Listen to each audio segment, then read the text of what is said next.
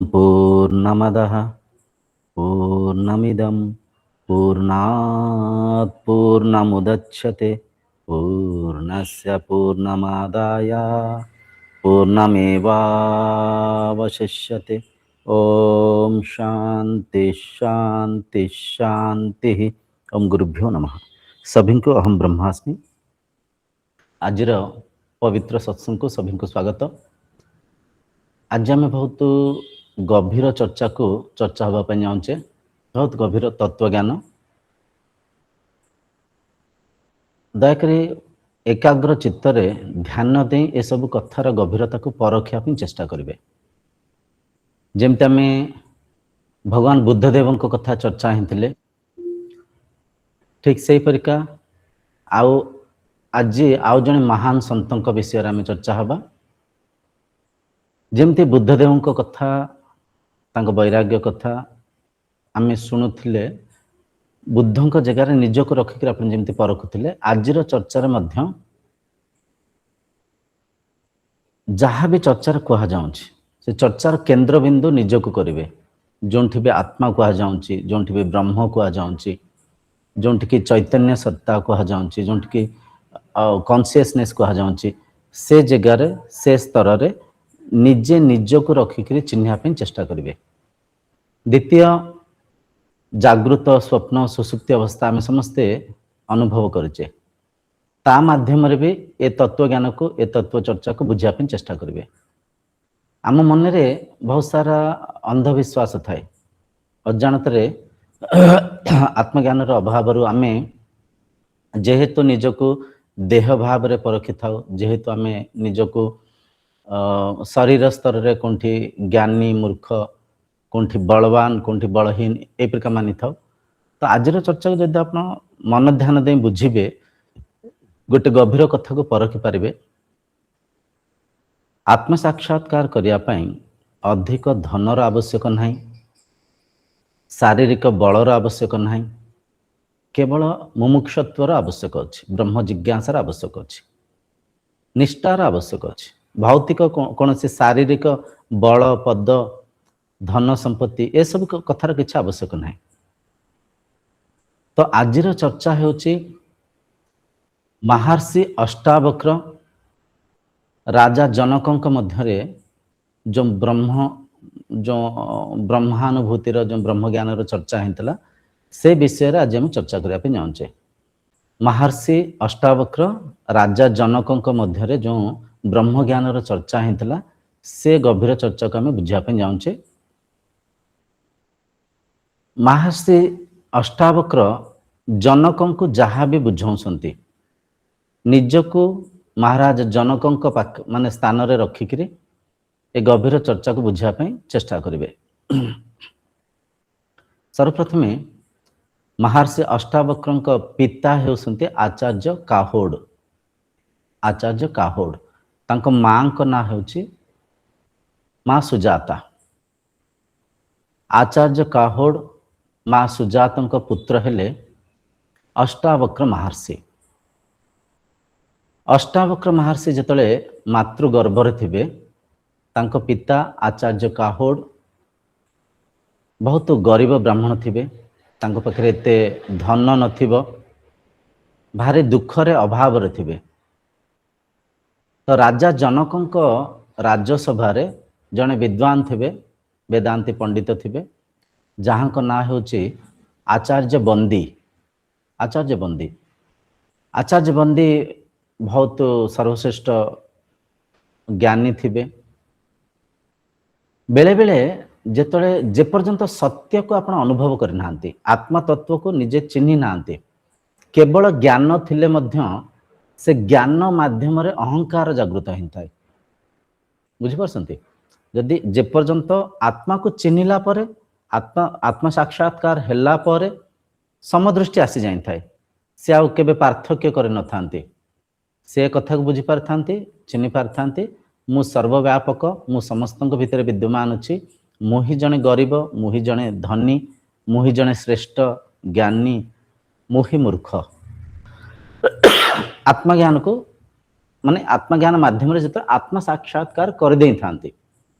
किंतु आत्म साक्षात्कार करने पूर्व जद्य केवल ज्ञान थाए, केवल ज्ञान, से ज्ञान माध्यम भी टिके मन रे अहंकार थाए, अहंकार मु गोटे बड़ ज्ञानी ए प्रकार अहंकार मध्य अहंकार रूपक माया से ज्ञानी को बांधु थाए। एठी सही परिका आचार्य बंदी ज्ञानर अहंकार रे थिबे। से महाराज जनक राजप्रसाद रे विराट वेदांत थिबे, से शास्त्री थिबे, किंतु सी गोटे एमती निर्देश देते एमती चैलेंज करथिबे जे भी तांका संगे शास्त्रार्थ करिवे यद्य आचार्य बंदी को जे हरेन देबे, जे हरेन देले से व्यक्ति 100टा स्वर्ण मुद्रा पाइबे।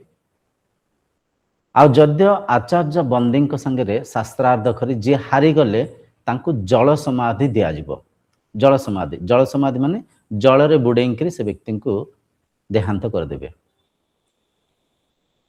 तो एमती अनेक शास्त्री अनेक वेदांती धनर लोभरे निजर शास्त्र ज्ञानर अहंकार रे आसिकरी आचार्य बंदी संगे शास्त्रार्थ करिकरी जल समाधि नहीं थांती। तो तांको भितरे महर्षि काहोड़ जे कि गरीब ब्राह्मण थिले, तांको पाखरे एते पैसा पत्र नथिला, धन संपत्ति नथिला। पत्नी सुजाता माने गर्भावस्था अच्छी, जिते माँ गर्भावस्था जड़े माँ थांती तांको पौष्टिक आहार आवश्यकता थाए, भल खाद्य खाइबा दरकार। तो तांको भल खाद्य भी से दे पार न थांती। ए अभाव असुविधा परिस्थिति रे आचार्य काहोड़ मने मने भारी दुखित हेबे। से कहबे धिक मो जीवन, मु निज परिवार को भरण पोषण करि पारनी, मु शास्त्र पढ़ी वेद वेदांत पढ़ी लाभ कौन नाई, मु आज जीवी आचार्य बंदी संगे शास्त्रार्थ करी। जद्य हारी जीवी ये जीवन थाइक भी किसी लाभ ना, मुझे माने पाठ पढ़ी शास्त्र वेदांत को पढ़ी जदि मो परिवार को मु भरण पोषण करि पारनी, ताले जीवन थबा जहाँ नथिबा सेया। जदि मु हारी गली जल समाधि नहीं जीवी, देहांत ही जीवी। जदि मु जीति गली 100टा स्वर्ण मुद्रा आसीबो, मो परिवार भलरे भरण पोषण हबो, मो पत्नी को किछि भल खाद्य खुआई पारिबी। ए परिका से मनरे पांचिकरी राज्य को जीवे। महाराज जनक से राजप्रसाद रे आचार्य बंदी संगे आचार्य काहोड़कर शास्त्रार्थ होइछि। आ सेठी आचार्य काहोड़ हारी जाइसंती, तांको जल समाधि दिया ही मृत्यु हो जाइसंती। माँ सुजातंक गर्भरु अष्टावक्र महर्षि जन्म होइसंती। अष्टावक्र महर्षि तांको शरीर रे 8टा वक्रता अछि। पेठी टिके कुजा परिका, हाथ टिके मोड़ी पोलियो हेले जेमथि हुए, गोड़ टिके छोटा, अंटा टिके, बुझी पासंता 8टा वक्रता तांको शरीर भितर अछि। वक्रता शरीर एपरिका हबार कारण तांको माँ गर्भावस्था रे पौष्टिक आहार को पाई नथिले। द्वितीय तांको पितांक वियोग रे भी बहुत शोक व्याकुलता भितर थिले। तो से सबुर परिस्थितिर प्रभाव महर्षि अष्टावक्र ऊपर पड़ी थाए। महर्षि अष्टावक्र 8टा वक्रता तांको शरीर रे थाए। महर्षि अष्टावक्र जन्म नेबे।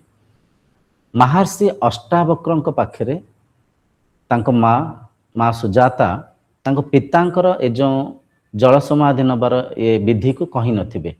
से पितांक मृत्युर रहस्य को लुचेक रखिथिबे। से मिछेरे माँ सुजातांकर जो पिता अछंती महर्षि उद्दालक, महर्षि उद्दालक को मिछेरे कहिथिबे ये ही तुम पिता। ये जानिथिबे से आम धीरे धीरे देखते जो छोट पिला थिबे से बेले बेले घरे भी आप देखिथिबे जेजे को भी किए बापा डाकु थांती। तो छोट बेले ये जेजे को बापा बापा डाकुथिबे। जिमती तांकर बयस बड़ हेका जीव से सब कथा चिन्हि पारिबे, जानि पारिबे, से बुझी पारिबे ये मो पिता नुहंती, मो जेजे अटंती। थरे कौन हम बहुत जोर से तांको महर्षि अष्टावक्र को मन को आघात हम। ता कारण हेउचे थरे से महर्षि उद्दालक कोर रे बसिथिबे, निज जेजे कोर रे बसिथिबे। तो महर्षि उद्दालक पुओ महर्षि अष्टावक्र मामू श्वेतकेतु ଶ୍ଵେତକେତୁ ଶ୍ଵେତକେତୁ ଆସିବେ ଆଉ ମହର୍ଷି ଅଷ୍ଟାବକ୍ରଙ୍କୁ ହାତ ଧରି ଟାଣିକିରି ତାଙ୍କ ପିତାଙ୍କ କୋଳରୁ ବାହାର କରିଦେବେ। କହିବେ ତମେ ଯାଇ ତମ ପିତାଙ୍କ କୋଳରେ ବସ, ମୋ ବାପାଙ୍କ କୋଳରେ ମୁଁ ବସିବି। ଏହିପରିକା କହିବାର ତାଙ୍କ ମନକୁ ଟିକେ ଆଘାତ ହବ। ସେ ଯାଇ ଘରେ ତାଙ୍କ ମାଆଙ୍କୁ ପଚାରିବେ, ମା ମୋ ପିତାଙ୍କ ପରିଚୟ ମୋତେ ଦିଅ। ମୋ ପିତା କ'ଣ ଏମିତିଆ ଖରାପ କାମ କରିଛନ୍ତି କି ଯାହା ମାଧ୍ୟମରେ ତମେ ମୋତେ ପରିଚୟ ଦେବା ପାଇଁ ଇଚ୍ଛୁକ ହଉନ? ମୋ ପିତାଙ୍କ ପରିଚୟକୁ ମୋ ପାଖରୁ ବଞ୍ଚିତ ରଖିଛ, ଦୟାକରି ମୋ ପିତାଙ୍କ ପରିଚୟ ଦିଅନ୍ତୁ।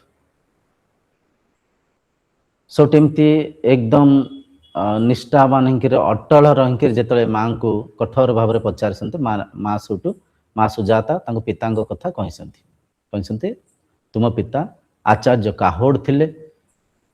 ଆମର ସେ ସମୟରେ ପାରିବାରିକ ପରିସ୍ଥିତି ଠିକ ନଥିଲା, ଆର୍ଥିକ ପରିସ୍ଥିତି ବହୁତ ଦୁର୍ବଳ ଥିଲା। ତ ତୁମ ପିତା ଆଚାର୍ଯ୍ୟ ବନ୍ଦୀଙ୍କ ସାଙ୍ଗରେ ଶାସ୍ତ୍ରାର୍ଥ କରି ଏପରିକା ଜଳ ସମାଧି ନେଇଛନ୍ତି। ତ ଅଷ୍ଟାବକ୍ର ମହର୍ଷି ତକ୍ଷଣିକ ଅଷ୍ଟାବକ୍ର ମହର୍ଷି ବହୁତ କ୍ରୋଧୀ ଟିକେ ଥିଲେ। କ୍ରୋଧର ବି କାରଣ ଥାଏ।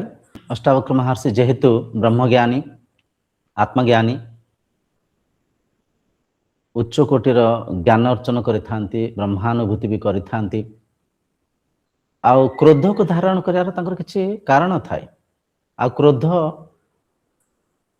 ସମୟକୁ ସନ୍ଦର୍ଭକୁ ଦେଖିକିରି କ୍ରୋଧ ଧାରଣ କଲା ପରିକା ଅଭିନୟ ବି କରିବାକୁ ପଡ଼ିଥାଏ। କାହିଁକିନା କ୍ରୋଧ ମାଧ୍ୟମରେ ଅନ୍ୟକୁ ଆମେ ପରିବର୍ତ୍ତନ କରିବା ପାଇଁ ଚେଷ୍ଟା ପ୍ରଚେଷ୍ଟା କରିଥାଉ। ତ ସେହିପରିକା ମହର୍ଷି ଅଷ୍ଟାବକ୍ର ତାଙ୍କ ମାମୁଁ ଶ୍ଵେତକେତୁଙ୍କ ସାଙ୍ଗରେ ଆଚାର୍ଯ୍ୟ ବନ୍ଦୀଙ୍କ ସାଙ୍ଗରେ ଶାସ୍ତ୍ରାର୍ଥ କରିବା ପାଇଁ ରାଜା ଜନକଙ୍କ ରାଜ୍ୟକୁ ଯିବେ। ମିଥିଳା ନଗରୀ ଯିବେ, ରାଜା ଜନକଙ୍କ ରାଜ୍ୟକୁ ଯିବେ। ସେଠି ଯାଇକିରି ଶାସ୍ତ୍ରାର୍ଥ କରି ଆଚାର୍ଯ୍ୟ ବନ୍ଦୀଙ୍କୁ ହରାଇଛନ୍ତି ଆଉ ତାଙ୍କୁ କ୍ଷମା କରିଦେଇଛନ୍ତି। ଏଇଟା ଗୋଟେ ଅଲଗା ଟପିକ, ସେ ଟପିକ ଆମେ କଥା ହେଲେ ଫେରେ ଚର୍ଚ୍ଚା ବହୁତ ଲମ୍ବା ହେଇଯିବ। ଆଜି ମୁଖ୍ୟ ବସ୍ତୁ ଆମର ଯେଉଁ ମୁଖ୍ୟ ବିଷୟ ଅଛି, ଆଚାର୍ଯ୍ୟ ଅଷ୍ଟାବକ୍ର ମହର୍ଷି ରାଜା ଜନକଙ୍କୁ ଯେଉଁ ବ୍ରହ୍ମଜ୍ଞାନର ଉପଦେଶ ଦେଇଛନ୍ତି ସେ ଜ୍ଞାନକୁ ଆମେ ଚର୍ଚ୍ଚା ହେବା। ଏଠି ଆଚାର୍ଯ୍ୟ ବନ୍ଦୀଙ୍କୁ ହରାଇ ନେଇଛନ୍ତି ଆଉ ଆଚାର୍ଯ୍ୟ ବନ୍ଦୀ ବହୁତ ଦୁଃଖିତ ଅଛନ୍ତି। ଜଳ ସମାଧି ନେବା ପାଇଁ ବି ଆଚାର୍ଯ୍ୟ ବନ୍ଦୀ ପ୍ରସ୍ତୁତ ହେଇଛନ୍ତି, କିନ୍ତୁ ଅଷ୍ଟାବକ୍ର ମହର୍ଷି ତାଙ୍କୁ କ୍ଷମା କରିଛନ୍ତି। ତାଙ୍କୁ କହିଛନ୍ତି ଦେଖନ୍ତୁ ଆଚାର୍ଯ୍ୟ, ଶାସ୍ତ୍ରକୁ ଶସ୍ତ୍ର ପରିକା ବିନିଯୋଗ କଲେ ସମାଜର ଅମଙ୍ଗଳ ହେବ, ସମାଜର ଶାନ୍ତିର ହନନ ପତନ ହେବ। ଶାସ୍ତ୍ରକୁ ଯଦି ଆମେ ସମାଜର ଶାନ୍ତି ପାଇଁ ସଦୁପଯୋଗ କରିବା, ଶାସ୍ତ୍ରକୁ ଯଦି ଆମେ ସମାଜକୁ ଶୃଙ୍ଖଳିତ କରିବା ପାଇଁ, ଏକ କରିବା ପାଇଁ, ଶାନ୍ତି ପରସିବା ପାଇଁ ଆମେ ସଦୁପଯୋଗ କରିବା, ଶାସ୍ତ୍ରର ସଠିକ ପ୍ରୟୋଗ ହେବ। ଏ ପ୍ରକାର ତାଙ୍କୁ ନିର୍ଦ୍ଦେଶ ଦେଇଛନ୍ତି ଆଉ ତାଙ୍କୁ କ୍ଷମା କରିଦେଇଛନ୍ତି। କହିଛନ୍ତି ଦେଖନ୍ତୁ ମୁଁ ଆପଣଙ୍କ ପରିକା ଅହଙ୍କାରୀ ନୁହଁ, ଭୁଲ ଆପଣ କରିଛନ୍ତି, ମୁଁ ଭୁଲ କରିବିନି, ମୁଁ ଆପଣଙ୍କୁ ଜଳ ସମାଧି ଦେବିନି, ଆପଣଙ୍କୁ ମୁଁ କ୍ଷମା କରିଦେଉଛି। ତ ସେଠି ଆଚାର୍ଯ୍ୟ ବନ୍ଦୀ ଭାଙ୍ଗି ପଡ଼ିଛନ୍ତି, ବହୁତ ଦୁଃଖିତ ହେଇଛନ୍ତି। କହିଛନ୍ତି ହେ ବାଳ ବ୍ରହ୍ମଚାରୀ, ହେ ମହର୍ଷି ତପସ୍ୱୀ, ତମେ ମୋତେ ମୃତ୍ୟୁ ଦଣ୍ଡ ଠାରୁ ବି ବଡ଼ ଦଣ୍ଡ ଦେଲ। ମୁଁ ଯେତେ ବର୍ଷ ବି ଆଜିଠାରୁ ବଞ୍ଚିବି ତମ ଦୟାର ପାତ୍ର ହେଇକିରି ବଞ୍ଚିବି, ତୁମ ଦାସ ହେଇକିରି ବଞ୍ଚିବି। ଏହିପରିକା ସେଠି ସେ ଅଷ୍ଟାବକ୍ର ମହର୍ଷିଙ୍କୁ ଗୁରୁ ରୂପରେ ସ୍ୱୀକାର କରିଛନ୍ତି, କ୍ଷମା ପ୍ରାର୍ଥନା କରିଛନ୍ତି। ଏ ପର୍ଯ୍ୟାୟ ସରିଛି। ତାପରେ ମହାରାଜ ଜନକ ବ୍ରହ୍ମ ତତ୍ତ୍ୱକୁ ବୁଝିବା ପାଇଁ ଅନେକ ପ୍ରୟାସ କରିଥିଲେ।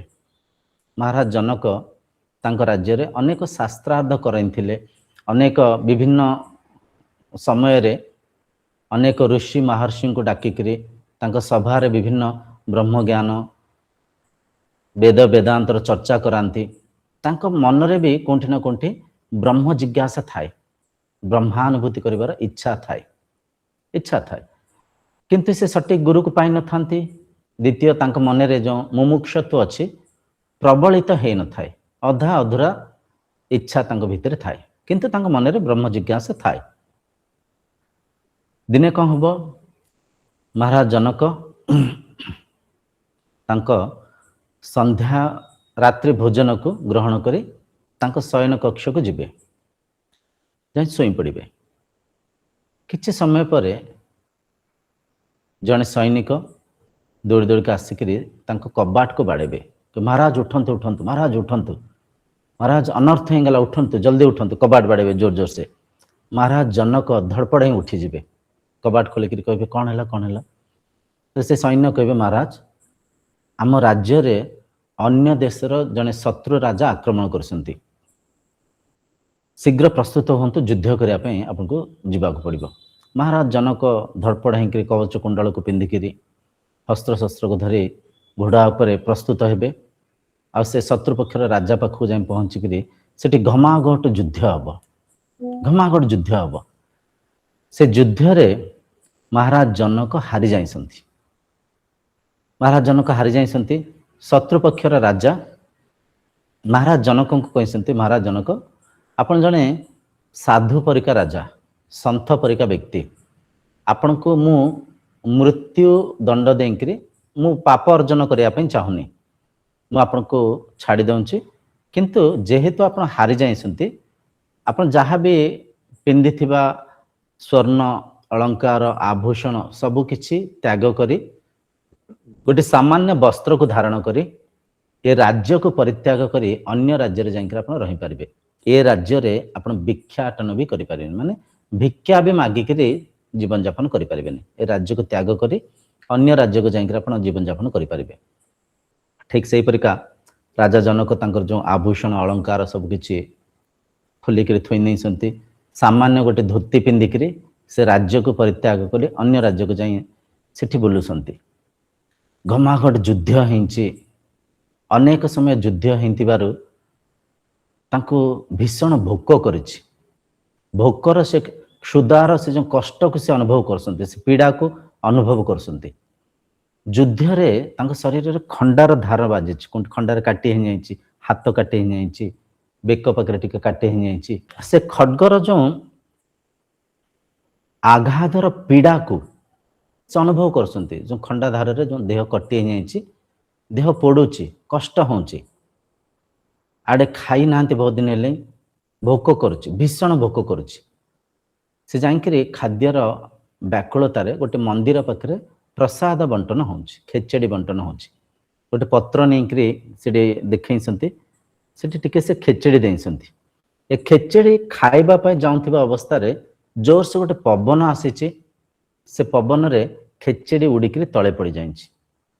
ରାଜା ଜନକ ଭୋକର ସେ ବ୍ୟାକୁଳତା ଭିତରେ ମାଟିକି ଆମ୍ପୁଡ଼ି ପକେଇଛନ୍ତି। ଯେଉଁ ଖେଚେଡ଼ିକି ଖାଇବା ପାଇଁ ମାଟିରେ ଖେଚେଡ଼ି ପଡ଼ିଗଲା, ବହୁତ କଷ୍ଟରେ ଟିକେ ଖେଚେଡ଼ି ମିଳିଲା ଖାଇବା ପାଇଁ, ସେଟା ମାଟିରେ ପଡ଼ିଗଲା। ରାଜା ଜନକ ବହୁତ ବ୍ୟାକୁଳ ସହିତ ସେ ଖେଚେଡ଼ିକୁ ମାଟି ସହ ଆମ୍ପୁଡ଼ି ପକେଇଛନ୍ତି।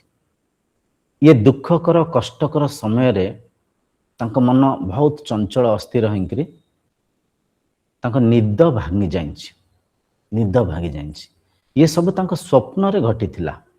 ସେ ସ୍ୱପ୍ନ ଦେଖୁଥିଲେ, ସ୍ୱପ୍ନରେ ହିଁ ଯୁଦ୍ଧ ହେଇଛି, ସ୍ୱପ୍ନରେ ହିଁ ତାଙ୍କ ରାଜ୍ୟକୁ ହରାଇଛନ୍ତି, ଅଳଙ୍କାର ଆଭୂଷଣକୁ ତ୍ୟାଗ କରି ଅନ୍ୟ ରାଜ୍ୟରେ ଯାଇ ଭିକ୍ଷା କରୁଛନ୍ତି, ଖେଚେଡ଼ି ପ୍ରାପ୍ତ କରିଛନ୍ତି, ଖେଚେଡ଼ି ତଳେ ପଡ଼ିଯାଇଛି।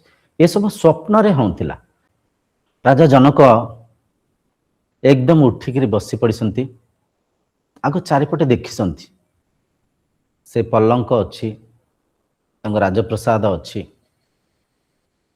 ଯେଉଁଠି ଶୋଇଥିଲେ ତାଙ୍କର ଆଭୂଷଣ ଅଳଙ୍କାର ସଂସାର ମଧ୍ୟ ସାକ୍ଷାତ ଏ ସଂସାର ପରିକା ଦେଖାଯାଉଥିଲା।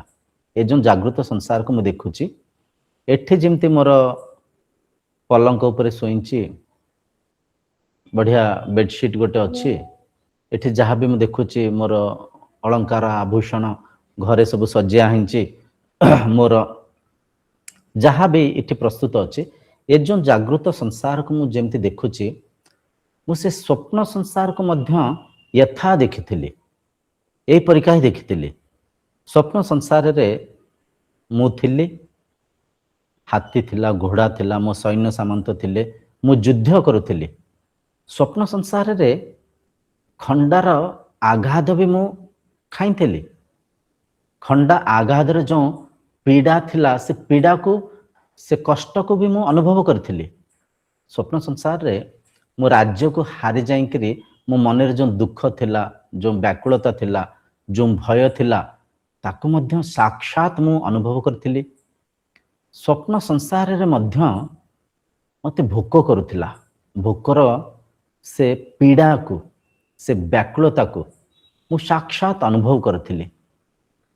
ତାହେଲେ ସତ୍ୟ କ'ଣ? ଏ ଜାଗୃତ ସଂସାର ସତ୍ୟ ନା ସେ ସ୍ୱପ୍ନ ସଂସାର ସତ୍ୟ? ସତ୍ୟ କ'ଣ? ରାଜା ଜନକଙ୍କ ମନରେ ତ ଆଗରୁ ବ୍ରହ୍ମ ଜିଜ୍ଞାସା ଥିଲା, କିନ୍ତୁ ଏଠି ତାଙ୍କ ମୁମୁକ୍ଷତ୍ୱ ପ୍ରବଳିତ ହେଲା। ମୁମୁକ୍ଷତ୍ୱ ମାନେ ବ୍ରହ୍ମ ଜିଜ୍ଞାସା, ସଂସାରର ଆଉ ନିଜର ସତ୍ୟକୁ ଜାଣିବାର ଏ ଜିଜ୍ଞାସା ତାଙ୍କ ମନ ଭିତରେ ପ୍ରବଳିତ ହେଲା। ସେ ଯାହାକୁ ଦେଖିଲେ କେବଳ ଗୋଟିଏ ପ୍ରଶ୍ନ ପଚାରୁଥାନ୍ତି, ସତ୍ୟ କ'ଣ? ଏ ଜାଗୃତ ସଂସାର ସତ୍ୟ ନା ମୁଁ ଏଇପରିକା ସ୍ୱପ୍ନ ଦେଖିଲି ସେ ସ୍ୱପ୍ନ ସଂସାର ସତ୍ୟ? କ'ଣ ସତ୍ୟ?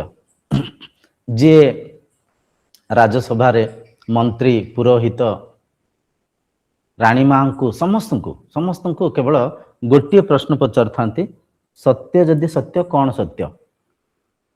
ଏ ଜାଗୃତ ସଂସାର ସତ୍ୟ ଯାହା ଦୃଶ୍ୟମାନ ହେଉଛି, ଯାହା ଆମେ ସବୁ ଦେଖୁଛେ, ଇଏ ତ ଏଥା ଦେଖାଯାଉଛି, ସବୁ କିଛି ଅଛି। ମୋ ରାଜପ୍ରସାଦ ଅଛି, ମନ୍ତ୍ରୀ ଅଛନ୍ତି, ସୈନ୍ୟ ସାମନ୍ତ ଅଛନ୍ତି, ଘୋଡ଼ା ହାତୀ ଅଛନ୍ତି। ଆଖି ଖୋଲିକିରି ଜାଗୃତ ସଂସାରକୁ ଯାହା କିଛି ଦେଖୁଛି ମୁଁ, ସବୁ କିଛି ଅଛି। କିନ୍ତୁ ମୁଁ ଯେଉଁ ସ୍ୱପ୍ନ ସଂସାରକୁ ଦେଖିଥିଲି ସେଠି ବି ଏଇପରିକା ହିଁ ଥିଲା। ସେ ସଂସାରରେ ବି ମୋ ରାଜପ୍ରସାଦ ଥିଲା, ମୋ ସୈନ୍ୟ ସାମନ୍ତ ଥିଲେ, ମୁଁ ଖଣ୍ଡା ଧରି ଯୁଦ୍ଧ କରୁଥିଲି, ଏଥା ଥିଲା, ଏଇପରିକା ହିଁ ଥିଲା। କ'ଣ ସତ୍ୟ? କ'ଣ ସତ୍ୟ? କେହି ଠିକ୍ ସେ ଉତ୍ତର ଦେଇପାରିବେନି, କେହି ଠିକ୍ ସେ ଉତ୍ତର ଦେଇପାରିବେନି। ଅନେକ ବେଦାନ୍ତୀ, ସିଦ୍ଧାନ୍ତୀ, ପଣ୍ଡିତମାନେ ଆସିବେ, ମହାରାଜ ଜନକ କହିବେ, ଦେଖନ୍ତୁ ଏ ପ୍ରଶ୍ନର ଉତ୍ତର ଯିଏ ବି ଦେବେ ମୁଁ ତାଙ୍କୁ ଗୁରୁ ରୂପରେ ସ୍ୱୀକାର କରିବି। ସେ ଯାହା ମୋ ରାଜ୍ୟ ସହିତ ତାଙ୍କୁ ମୁଁ ସମର୍ପଣ କରିଦେବି, କିନ୍ତୁ ମୋତେ ସେ ସନ୍ତୁଷ୍ଟି କରିବା ଦରକାର। ମୋ ପ୍ରଶ୍ନର ଉତ୍ତର ସଠିକ୍ ଭାବରେ ସେ ଦେବା ଦରକାର। କିଛି ଲୋକ କହିବେ, ମହାରାଜ ସ୍ୱପ୍ନ ସଂସାର ସତ୍ୟ, ସେଇଟା ସୂକ୍ଷ୍ମ, ସେଇଟା ସତ୍ୟ। ତ ରାଜା ଜନକ ପଚାରିବେ, ଯଦି ସ୍ୱପ୍ନ ସଂସାର ସତ୍ୟ, ତାହେଲେ ସେ ସ୍ୱପ୍ନ ସଂସାର ଏବେ ଦୃଶ୍ୟମାନ କାହିଁ ହେଉନି? କିଛି ପଣ୍ଡିତ କହିବେ, ମହାରାଜ ସ୍ୱପ୍ନ ମିଥ୍ୟା ଥିଲା, ସେଇଟା କଳ୍ପନା ଥିଲା, ଏ ଜାଗୃତ ସଂସାର ସତ୍ୟ। ତ ମହାରାଜ କହିବେ, ଯଦି ଜାଗୃତ ସଂସାର ସତ୍ୟ, ତାହେଲେ ସେ ସ୍ୱପ୍ନ ସଂସାରରେ ମୁଁ କାହାକୁ ଦେଖୁଥିଲି? ସେ ସ୍ୱପ୍ନ ସଂସାର କ'ଣ ଥିଲା? କେଉଁଠି ପରିଚାଳନା ହେଉଥିଲା? ଏ ଜଟିଳ ପ୍ରଶ୍ନର ଉତ୍ତର କେହି ଦେଇପାରିବେନି। ଅନେକ ଲୋକ ପ୍ରୟାସ କରିବେ, କିନ୍ତୁ ରାଜାଙ୍କୁ ସନ୍ତୁଷ୍ଟି କରିପାରିବେନି। ଅନେକ ସମୟ ପରେ ମହର୍ଷି ଅଷ୍ଟାବକ୍ର ରାଜା ଜନକଙ୍କୁ ସେ ସଭାକୁ ଆସିବେ। ଏମିତି ତ ଦେଖନ୍ତୁ, ଏ ଯେଉଁ ପ୍ରସଙ୍ଗ ଆମେ କଥା ହେଉଛେ, ଏଠି ଦୁଇଟା ସନ୍ଦର୍ଭରେ ମହର୍ଷି ଅଷ୍ଟାବକ୍ର ଜନକ ମହାସଭାକୁ ଆସିଥିବେ। ପ୍ରଥମ ଯେଉଁ ପ୍ରସଙ୍ଗ ଅଛି, ପ୍ରଥମ ଯେଉଁ ଆସିଥିବେ, ଯେଉଁ ପ୍ରଥମ ସମୟ ଥିଲା, ଆଚାର୍ଯ୍ୟ ବନ୍ଦୀଙ୍କୁ ହରାଇବା ପାଇଁ ଆସିଥିଲେ, ବୁଝିପାରୁଛନ୍ତି। ଦ୍ୱିତୀୟ ସୁଟ ଆସିବେ ରାଜାଙ୍କୁ ମାର୍ଗଦର୍ଶନ କରିବା ପାଇଁ। କାହିଁକି ନା ରାଜା କେଉଁଠି ନା କେଉଁଠି, ରାଜା ଜନକ କେଉଁଠି ନା କେଉଁଠି କଥାକୁ ପରଖି ପାରିଥିବେ, କେଉଁଠି ନା କେଉଁଠି କଥାକୁ, ତାଙ୍କ ଶାସ୍ତ୍ରର ଯେଉଁ ଜ୍ଞାନକୁ, ତାଙ୍କର ଯେଉଁ ବାକ୍ୟର ଯେଉଁ ଗଭୀରତାକୁ ରାଜା ଜନକ ପରଖି ପାରିଥିବେ। ଆଉ ଆଚାର୍ଯ୍ୟ ଅଷ୍ଟାବକ୍ର ମହର୍ଷିଙ୍କୁ ନିମନ୍ତ୍ରଣ ଦେଇଥିବେ, ତାଙ୍କୁ କହିଥିବେ, ମହର୍ଷି ଆପଣ ଟିକେ ମୋତେ ମାର୍ଗଦର୍ଶନ କରନ୍ତୁ। ତ ମହର୍ଷି ଅଷ୍ଟାବକ୍ର ଯେତେବେଳେ ରାଜା ଜନକଙ୍କ ରାଜ୍ୟସଭାରେ ପ୍ରବେଶ କରିବେ, ସେଠି କିଛି ଅଧା ଅଧୁରା ଭୌତିକ ଜ୍ଞାନୀ, ମନ୍ତ୍ରୀ, ବ୍ରାହ୍ମଣ ପଣ୍ଡିତମାନେ ଅଷ୍ଟାବକ୍ର ମହର୍ଷିଙ୍କ ସେ 8ଟା ବକ୍ରତା ଶରୀରକୁ ଦେଖି ହସିବେ, ଜୋର ଜୋରସେ ହସିବେ। କାହିଁକିନା ତାଙ୍କ ଶରୀର ଟିକେ ସେପରିକା ଥିବ। ଦେଖନ୍ତୁ, ଯାହା ମନ ତମୋଗୁଣୀ ଥାନ୍ତି, ଏ ସଂସାରରେ ଆମେ ବି ଦେଖିଛେ, ଯିଏ ଟିକେ ତମୋଗୁଣୀ ବ୍ୟକ୍ତି ଥାନ୍ତି, ସେ ଅନ୍ୟଙ୍କ ଶରୀରକୁ ଦେଖି, ଅନ୍ୟଙ୍କ କୁରୂପ ଅବସ୍ଥାକୁ ଦେଖି, ଅନ୍ୟଙ୍କ ଅଭାବ ଅବସ୍ଥାକୁ ଦେଖି ବ୍ୟଙ୍ଗାତ୍ମକ ହାସ୍ୟାସ୍ପଦ ବ୍ୟବହାର କରିଥାନ୍ତି। ଏଠି ବି ସେମିତି ହେବ। ଯେତେବେଳେ ଅଷ୍ଟାବକ୍ର ମହର୍ଷି ରାଜା ଜନକଙ୍କ ସେ ସଭାରେ ପ୍ରବେଶ କରିବେ, ସେ ସଭାରେ ଥିବା କିଛି ମନ୍ତ୍ରୀ, କିଛି ଅଧା ଅଧୁରା ଅଜ୍ଞାନୀ ବେଦାନ୍ତୀ ସିଦ୍ଧାନ୍ତୀ ମାନେ ଅଷ୍ଟାବକ୍ର ମହର୍ଷିଙ୍କୁ ଦେଖି ହସିବେ। ସେମାନେ ଯେମିତି ହସିବେ, ମହର୍ଷି ଅଷ୍ଟାବକ୍ର ବି ଜୋର ଜୋରସେ ହସିବେ। ତାଙ୍କ ହସକୁ କାଟି ତାଙ୍କଠାରୁ ଆହୁରି ଜୋର ଜୋରସେ ହସିବେ, ଜୋର ଜୋରସେ ହସିବେ, ହା ହା ହା ହା ହା। हा हा हा हा ହେଇକି ତାଙ୍କ ହସକୁ କାଟିକିରି ମହର୍ଷି ଅଷ୍ଟାବକ୍ର ଆହୁରି ଜୋର ଜୋର ସେ ହସିବେ। ତ ମହାରାଜ ଜନକ ତାଙ୍କ ସିଂହାସନରୁ ଉଠି ଠିଆ ହେଇଯିବେ ଆଉ ମହର୍ଷି ଅଷ୍ଟାବକ୍ରଙ୍କୁ ପଚାରିବେ, କହିବେ ମହର୍ଷି ଆପଣ କାହିଁକି ହସୁଛନ୍ତି? ସଭା ପୁରା ଶାନ୍ତ ହେଇଯିବ, ପୁରା ସଭା ଶାନ୍ତ ହେଇଯିବ। କାହିଁକିନା ସଭାରେ ଯେତିକ ମନ୍ତ୍ରୀମାନେ ଥିଲେ, ଯେତିକ ବେଦାନ୍ତୀ ସିଦ୍ଧାନ୍ତୀ ପଣ୍ଡିତମାନେ ଥିଲେ, ଯେତିକ ସୈନିକ ସାମନ୍ତ ଥିଲେ, ସେମାନେ ଭାବିଥିଲେ ଇଏ ଗୋଟେ ସାମାନ୍ୟ ବାଳକ, 8ଟା ବଙ୍କା ଟଙ୍କା, ଇଏ ଗୋଟେ ସାମାନ୍ୟ ଗରିବ ବ୍ରାହ୍ମଣ, ତାଙ୍କୁ ଦେଖିକରି ହାସ୍ୟାସ୍ପଦ ହସିଥିଲେ। କିନ୍ତୁ ମହାରାଜାଙ୍କ ଏ ବିରାଟ ସଭା ଭିତରେ ସେ ବାଲ ଜ୍ଞାନୀ, ସେ ଅଷ୍ଟାବକ୍ର ଯେଉଁ ହାସ୍ୟାସ୍ପଦ ଜୋର ଜୋରସେ ହସିଲେ, ତାଙ୍କ ହସ ମାଧ୍ୟମରେ ପୁରା ସଭା ଶାନ୍ତ ହେଇଯାଇଛି, ପୁରା ସ୍ଥିର ହେଇଯାଇଛି, ସମସ୍ତେ ମୌନ ହେଇଯାଇଛନ୍ତି।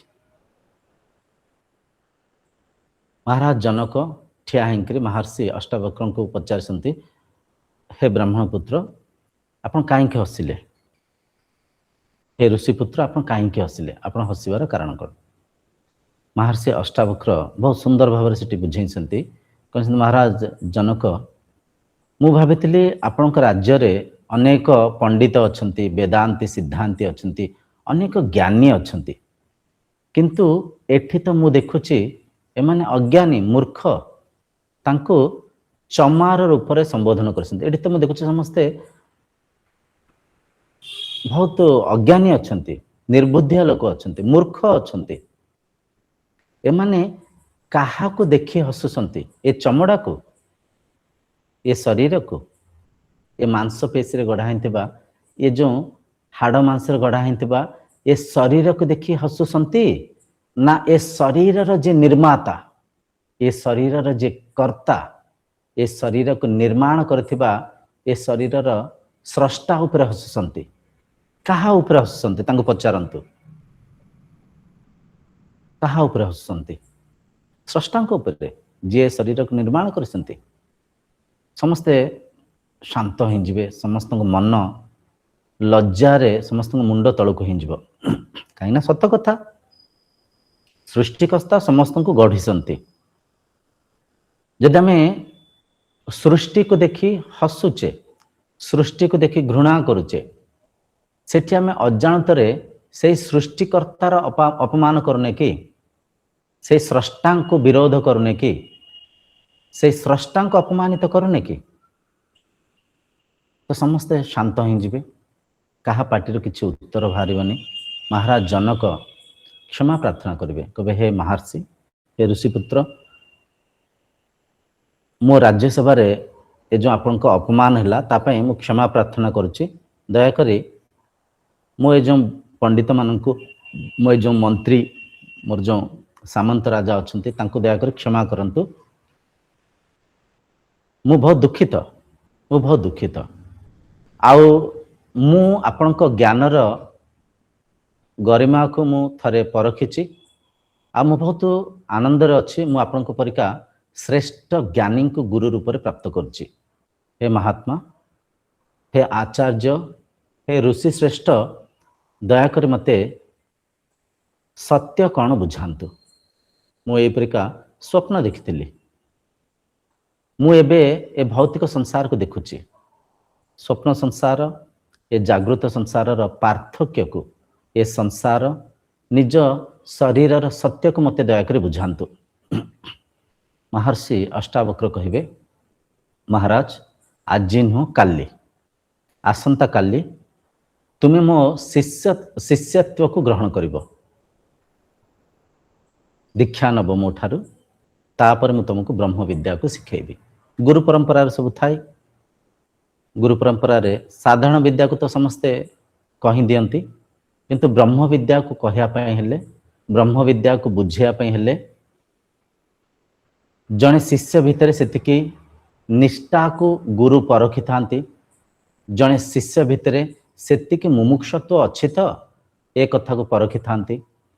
ଜଣେ ଶିଷ୍ୟର ଅନୁଶାସନକୁ ପରଖିଥାନ୍ତି, ତାପରେ ସେ ଶିଷ୍ୟକୁ ବ୍ରହ୍ମ ବିଦ୍ୟାକୁ ଶିଖେଇଥାନ୍ତି। ତେଣୁକରି ତା ପରଦିନ, ସେଦିନ ସେଠି ସଭା ସମାପ୍ତ ହେଇଯିବ।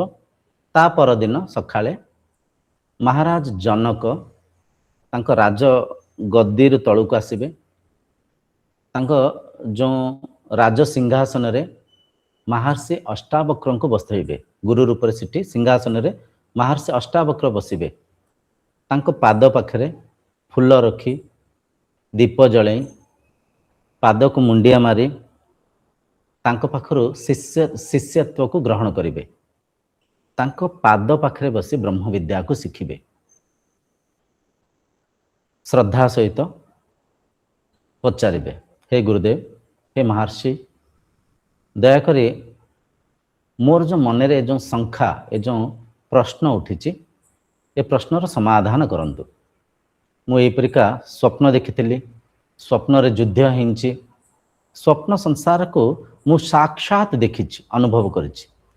ଏ ଜାଗୃତ ସଂସାରକୁ ବି ମୁଁ ସାକ୍ଷାତ ଦେଖୁଛି। ସତ୍ୟ କ'ଣ? ଏ ଜାଗୃତ ସଂସାର ସତ୍ୟ ନା ସେ ସ୍ୱପ୍ନ ସଂସାର ସତ୍ୟ? ସତ୍ୟ କ'ଣ? ଦୟାକରି ମୋ ମାର୍ଗଦର୍ଶନ କରନ୍ତୁ। ମହର୍ଷି ଅଷ୍ଟାବକ୍ର ମହାରାଜ ଜନକଙ୍କୁ କିଛି ପ୍ରଶ୍ନ ପଚାରିଛନ୍ତି। ସର୍ବପ୍ରଥମେ ତାଙ୍କୁ କିଛି ଉପଦେଶ ଦେଇ ବୁଝାଇଛନ୍ତି। ଦେଖନ୍ତୁ ମହାରାଜ, ସତ୍ୟ ସିଏ ଯାହାର ପରିବର୍ତ୍ତନ ହେଉନି, ଅପରିବର୍ତ୍ତନୀୟ ଶକ୍ତି। ସତ୍ୟ ନିତ୍ୟ ପଦାର୍ଥ ଅଟେ। ସତ୍ୟ ଦେଶ କାଳ ବସ୍ତୁର ଊର୍ଦ୍ଧ୍ୱରେ ଅଛି। ସତ୍ୟ ଥିଲା, ସତ୍ୟ ଅଛି, ସତ୍ୟ ରହିବ। ସତ୍ୟ ସବୁ କାଳରେ, ସବୁ ସମୟରେ ସମଭାବରେ ଅଛି। ସତ୍ୟ ପରିବର୍ତ୍ତନ ହେଉନି।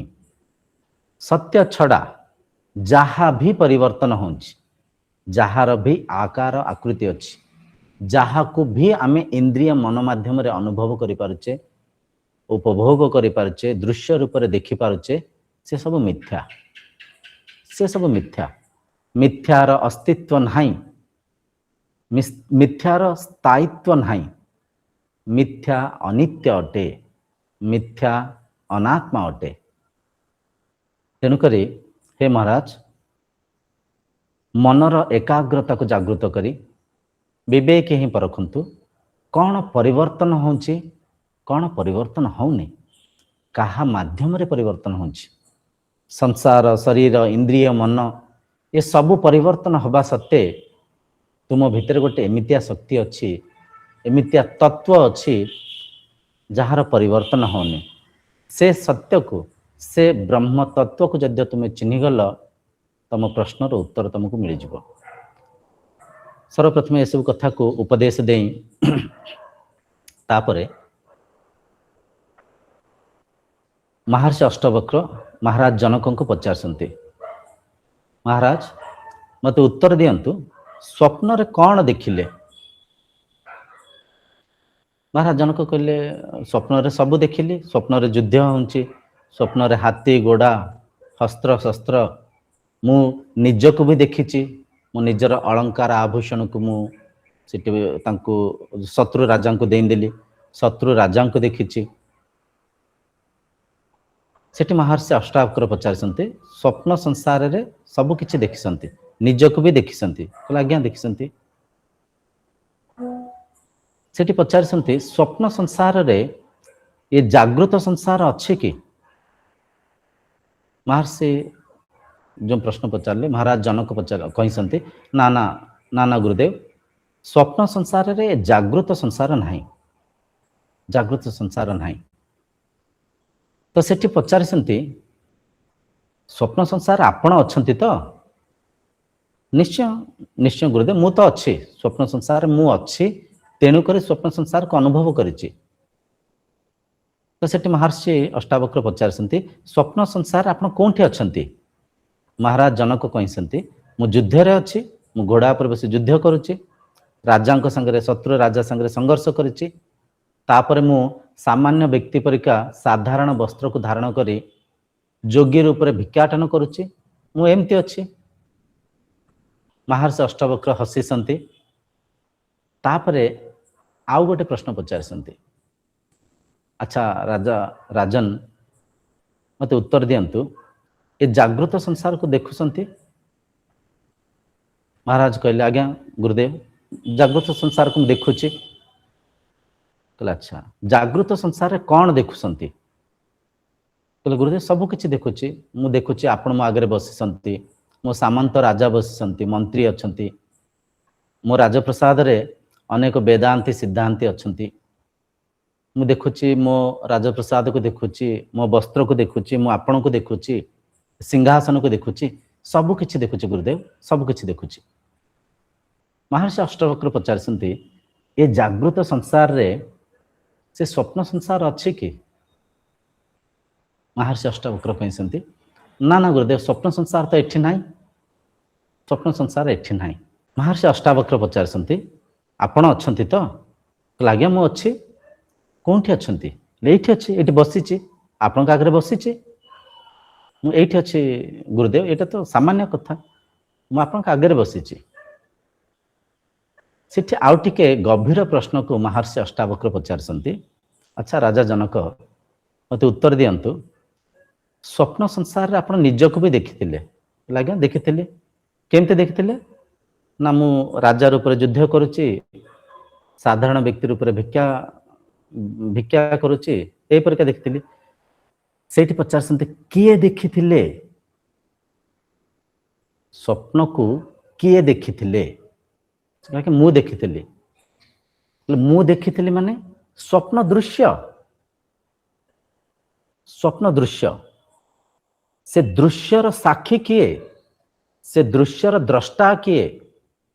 ସ୍ୱପ୍ନ ରୂପକ ସେ ଦୃଶ୍ୟକୁ ଆପଣ ଦେଖିଥିଲେ, ଠିକ ଅଛି, ସ୍ୱପ୍ନ ତ ଦୃଶ୍ୟ, କିନ୍ତୁ ସେ ଦୃଶ୍ୟର ଆଧାର କିଏ?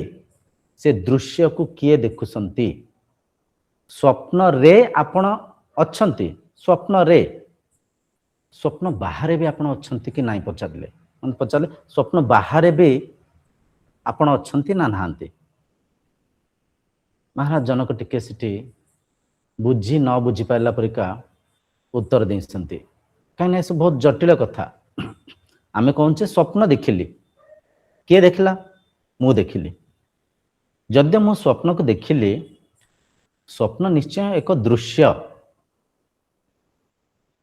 କିନ୍ତୁ ମୁଁ କୋଉଠି ଅଛି? ମୁଁ ସ୍ୱପ୍ନ ଠାରୁ ଅଲଗା ଅଛି, ସ୍ୱପ୍ନ ଠାରୁ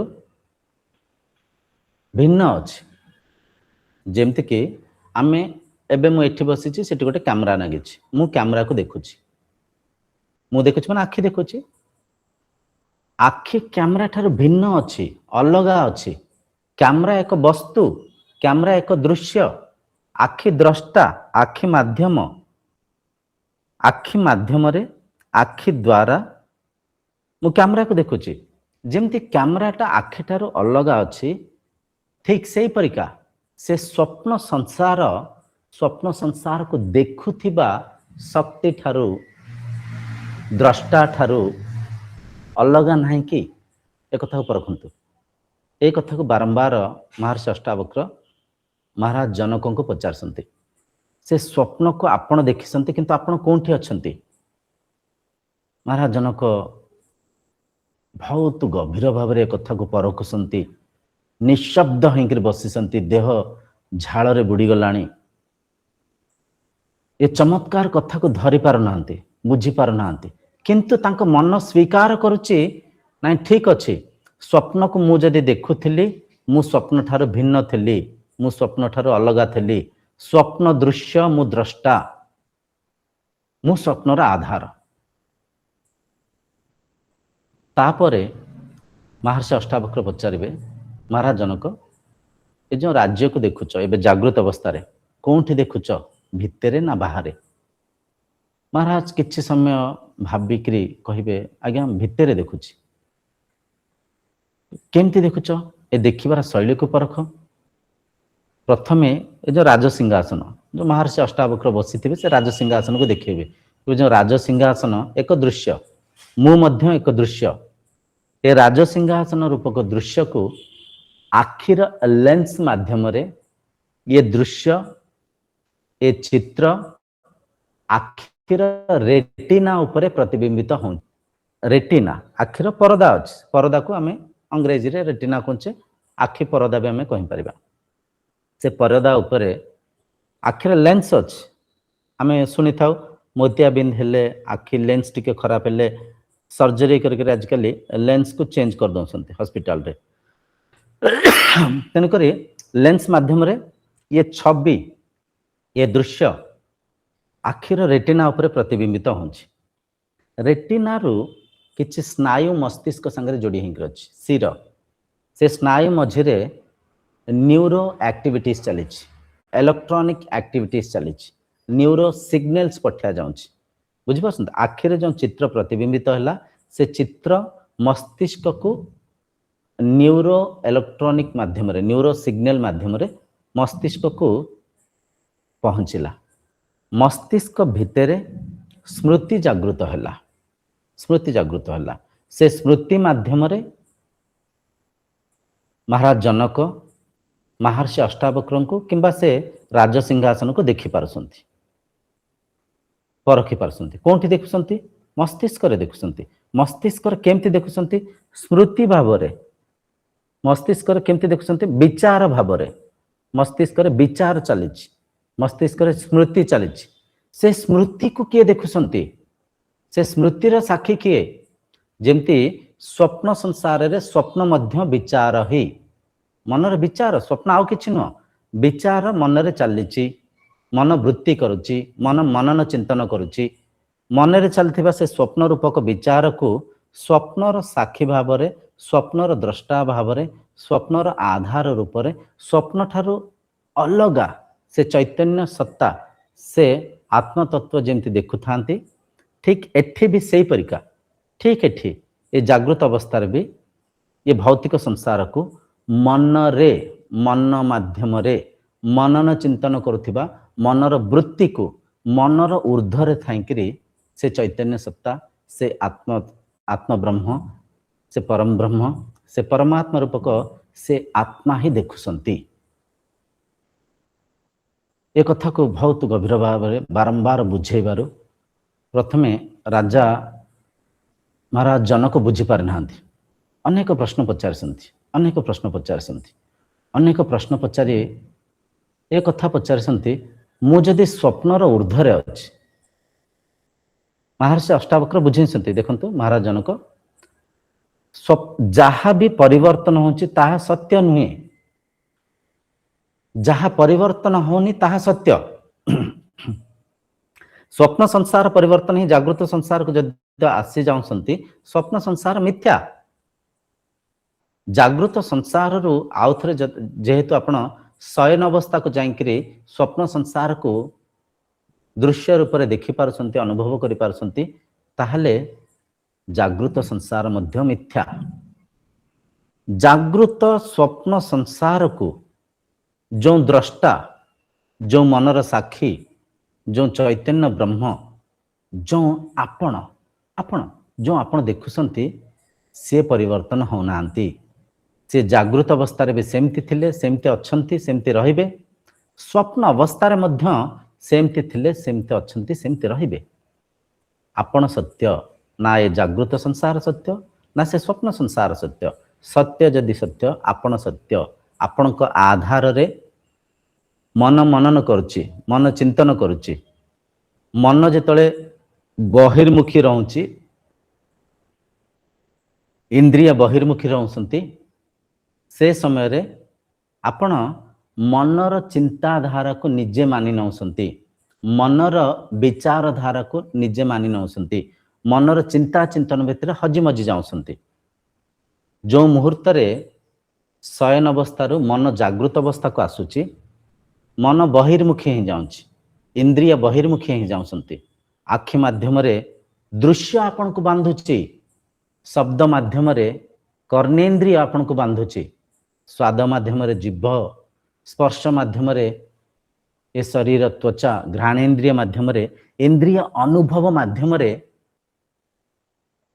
आपण निजको भूली जाउसंती निजको परखि पारुनांती दृश्य रूपक इंद्रिय अनुभव को परखि पारुसंती दृश्य रूपक मनर चिंता चिंतन को परखि पारुसंती किंतु ये दृश्यर ये अनुभवर जो आधार अछंती जो चैतन्य ब्रह्म अछंती जो आत्मा रूपक निजर सत सत्ता अच्छी से सत्ता को परखि पारुनांती से सत्ता को परखि पारना। महाराज जनक एकदम कांदी पकई, एकदम कांदी पकई, आखिर धार धार लुह बही जाए। केते गभीर कथा, केते गभीर कथा, बुझी न बुझी पारला परिका ये जटिल कथा को एते सहजरे के बुझी पारंतेनी। मन रे विभिन्न प्रकार प्रश्न उठी थाए, तो भारी व्याकुलता सहित महाराज जनक महर्षि अष्टावक्र को पचारसंती, हे गुरुदेव, हे ऋषि श्रेष्ठ, दयाकर मत टिके मार्गदर्शन करंतु, दयाकर मत टिके मार्गदर्शन करंतु। आपण कथा ठीक, आपण कथा को मु बुझी पारुछि, मु परखि पारुछि। निहायती स्वप्न को मु जेहेतु देखुथिली, स्वप्न थार मु भिन्न थिली। ए जागृत संसार को भी इंद्रिय माध्यम रे मन द्वारा मु देखुछि, तो एठी भी एक कथा को मु परखि पारुछि, बुझी पारुछि। मु मनर ऊर्ध्वरे अछि, मु मनर साक्षी भाव रे अछि।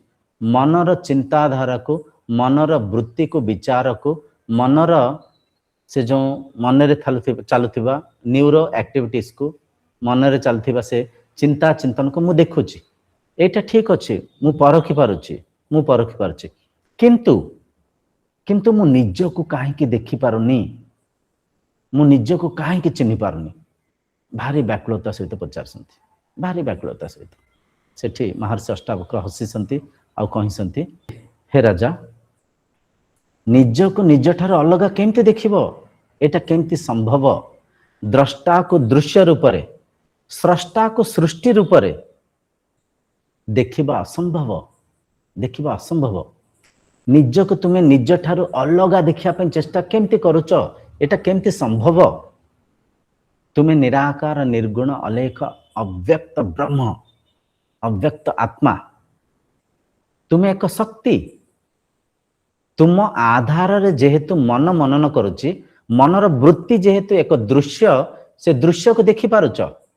तुम आधार रे जेहेतु प्राण शक्ति वंचित अछि, तुम आधार रे जेहेतु इंद्रिय तांको भोग्य वस्तु को देखुसंती, लुप्त अछंती। दृश्य, श्रवणानुभूति, घ्राणानुभूति, रुचि, स्पर्श, ये सब दृश्य जेहेतु तुम आधार रे तुम ठार भिन्न अछि, दृश्य को देखिबा संभव, किंतु द्रष्टा निज को निज ठारू अलगा देखिबे केमती? एटा केमती संभव? एटा असंभव, एटा असंभव। निज को चिन्ह, निज को बुझ। तमे एबे भी मुक्त अछ, तुमे एबे भी मुक्त अछ। तुमको किछि बनिबार आवश्यक नाही, तुमे किछि प्राप्त करिबनी। प्राप्त से प्राप्त, जहा प्राप्त हिंची से जिनिस को ही प्राप्त करिबो। जहा अछ से सत्य को चिन्हिया पे प्रयास कर, तुमे किछि बनिबनी।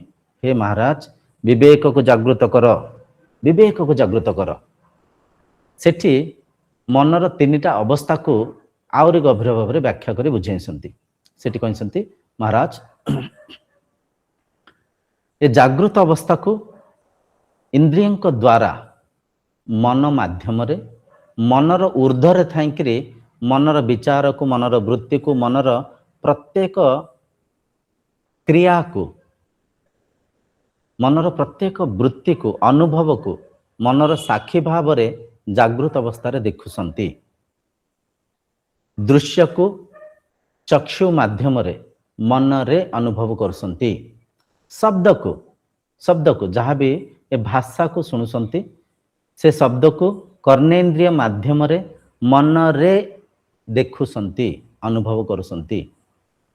रुचि को, स्पर्श को, घ्राणानुभूति को, प्रत्येक इंद्रिय अनुभूति को मन माध्यम रे मनर ऊर्ध्वरे थे आपण परखुसंती। किंतु ब्रह्म ज्ञानर अभाव, पराविद्यार अभाव, निज स्वरूपर ज्ञानर अभाव निज को चिन्हि पारु नाहांती, निज को बुझी पारु नाहांती। जागृत अवस्था रे मध्य शरीर, इंद्रिय, मनर ऊर्ध्वरे अछंती। ये संसार एक दृश्य, इंद्रियंकर अनुभव मध्य दृश्य।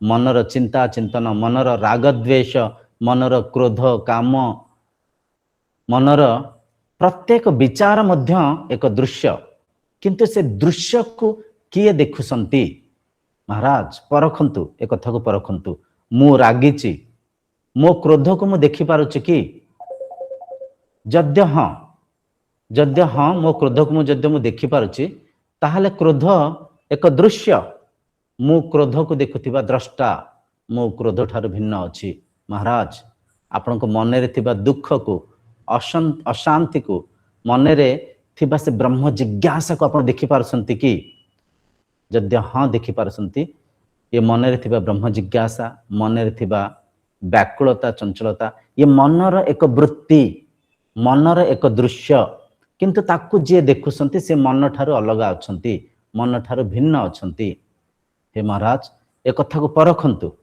जागृत अवस्था को परखंतु तापर स्वप्न अवस्था कथा बुझेइसंती स्वप्न संसार रे जहा किछि भी चलिछि जहा किछि भी स्वप्न संसार रे आपण युद्ध करिसंती स्वप्न संसार रे राज्य को हरैसंती अन्य राज्य को जाई भिक्षा करी प्रसाद को खाउसंती ये सब मनर कल्पना ये सब मन रे चलतिबा विचार धारा ये सब मनर वृत्ति किंतु मनर साक्षी भाव रे मनर द्रष्टा भाव रे मनर ऊर्ध्वरे आपण थाइकरी से स्वप्न संसार को देखिसंती स्वप्न संसार भितरे भी निज को देखिसंती जो परिका स्वप्न देखुथिबा समय रे द्रष्टा रूपक स्रष्टा रूपक आत्मा रूपक आपण स्वप्न संसार भितरे भी निज को देखिसंती युद्ध करुसंती भिक्षा मागुसंती खंडाधार आघात को अनुभव करुसंती तेणुकरी जो स्वप्न भितर जेमती आपण निज को देखुथिले देखुथिले देखुथिले माने स्वप्न रूपक दृश्य ठारू भिन्न थिले अलगा थिले ठीक परखंतु महाराज विवेक हिंगिर परखंतु एबे भी जो देह को देखुसंती ए देह आपण नुहंती ए देहर साक्षी आपण ए देह दृश्य स्वप्न संसार रे जेमती निज को एक शरीर रूप रे देखुथिले एठी मध्य ए शरीर को सेही परिका ही देखुसंती किंतु ये देह को जे देखुसंती ये देहर रंग रूप को जे अनुभव करुसंती सी ब्रह्म सी आपण अपने देहर ऊर्ध्वरे अछंती आपण विदेही विदेही इठी शब्द एक शब्द कहते विदेही माने आमे जो बारंबार कहचे मु देह नुहे देही सेंते विदेही विदेही माने देह नुहंती आपण देह नुहंती जेमती स्वप्न रे निज के एक शरीर परिका देखिक कल्पना करुथिले से शरीर मनर स्तर रे चलीथिला विचारर स्तर रे चलीथिला एठी सेमती सेही परिका एठी मध्य ठीक सेही परिका ए जो देह को देखुसंती ये भी एक दृश्य ए देहर आधार भाव रे आपण मनर ऊर्ध्वरे अछंती ए दृश्य को मनर ऊर्ध्वरे थाई मन रे ए जागृत अवस्था को भी परखसंती तापरे कहिसंती हे महाराज जागृत स्वप्न परे सुसुप्ति अवस्था को परखंतु सुसुप्ति अवस्था गाढ़ निद्रा अवस्था जो अवस्था रे जागृत संसार नहीं मन मौन ही जाइछि मन स्वरूपस्थ ही जाइछि मन रे कौन से चिंता चिंतन नहीं हे महाराज निज को पचारंतु गाढ़ निद्रा अवस्था रे आपण अछंती ना नहीं महाराज कहबे निश्चय आज्ञा निश्चय गुरुदेव मु अच्छी गुरुदेव मु अच्छी ये कोठी अछंती केमती अछंती परखंतु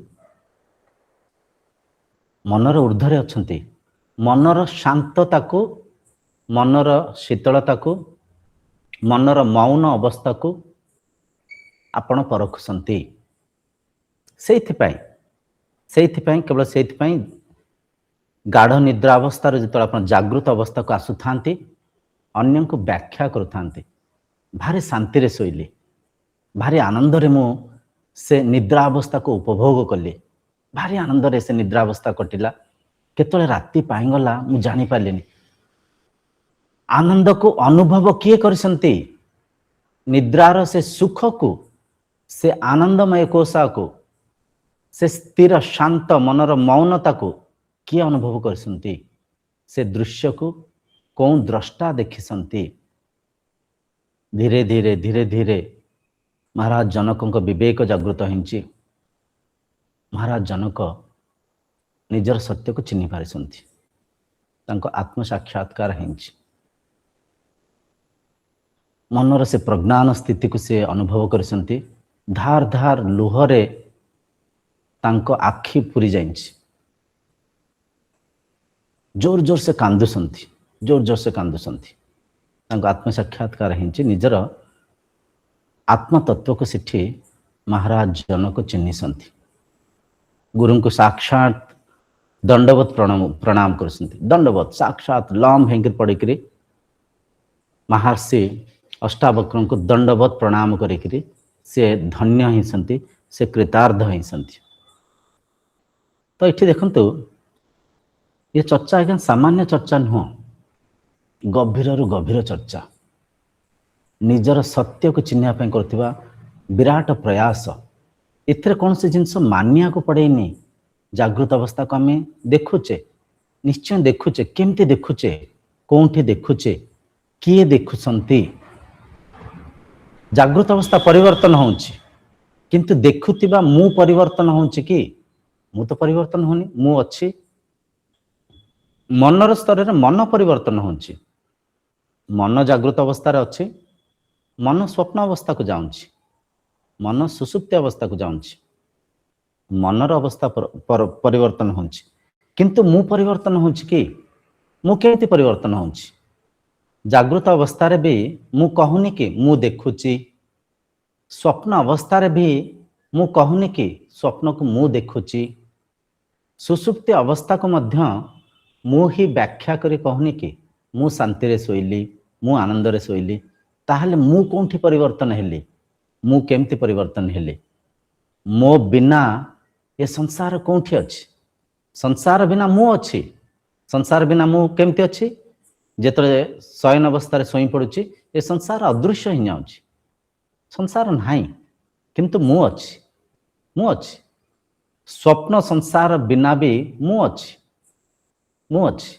सुसुप्ति अवस्था रे जागृत संसार भी अदृश्य ही जाउछि, स्वप्न संसार भी अदृश्य ही जाउछि, किंतु मु अछि, मु अदृश्य होनी। मु जेमती थिली, मु जोंठी थिली, मु जहा थिली, मु सेया अछि, सेमती अछि। मु अपरिवर्तनीय शक्ति, मु आत्मा, मु नित्य पदार्थ। ये सब जिनस अष्टावक्र गीतार बहुत सुंदर भाव सब राजा जनकंकर, महर्षि अष्टावक्रंकर जो ब्रह्म ज्ञान चर्चा बहुत सुंदर भाव लिखाई। जदि अष्टावक्र गीता आपको मिले, अष्टावक्र गीता आणतु, टिके पढ़ंतु, ए कथार गभीरता को बुझंतु। मु माने निज जगार निजको से महाराज जनक जगार रखिकरी ए सब प्रश्न को, ए सब प्रसंग को, ए सब चर्चा को तर्जमा करंतु। आपन निज कथा को जाउछि, आपन निज कथा को जाउछि। आत्मा रूपक, ब्रह्म रूपक, द्रष्टा रूपक आपण मन को एक वस्तु रूप में विनियोग करसंती। मनर चिंता चिंतन को आपण देखुसंती। मु रागिछि, राग एक मनर वृत्ति। मु शांत अछि, शांतता मनर वृत्ति।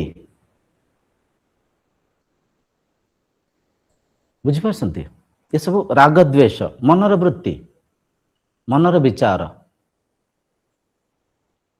मन माध्यम रे इंद्रिय परिचालन होसंती। इंद्रिय माध्यम रे भौतिक संसार को आमे उपभोग करुचे, अनुभव करुचे। आमे कहबा अनुचित हबो मु, मु काहे कि ना ब्रह्म एक, आत्मा एक।